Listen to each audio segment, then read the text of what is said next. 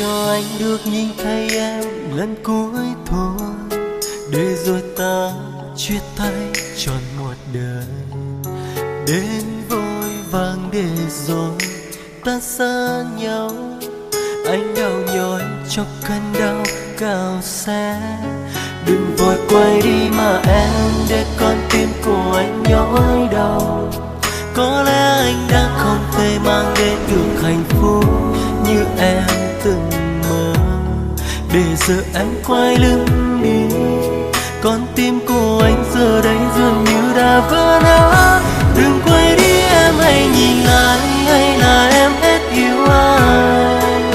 Đừng để cho anh phải nhớ mong em từng để hạnh phúc đó dẫu chỉ nhỏ nhoi, nhưng anh vẫn mãi mang theo.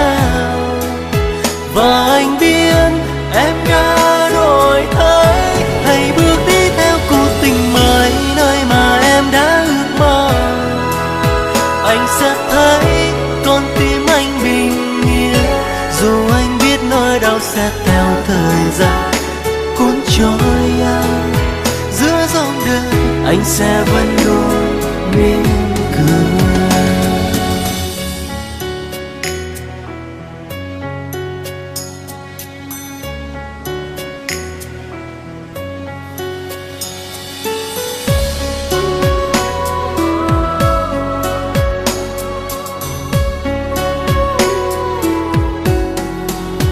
Hãy để cho anh được nhìn thấy em lần cuối thôi, để rồi ta chia tay trọn một đời.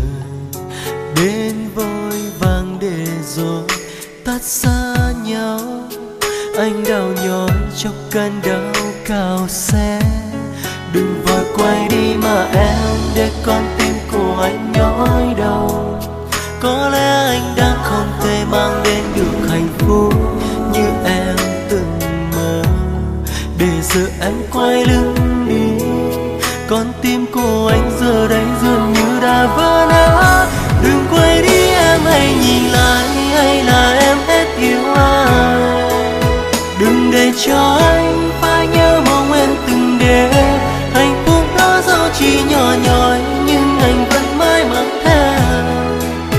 Và anh biết em đã đổi thay, hãy bước đi theo cuộc tình mới, nơi mà em đã ước mơ.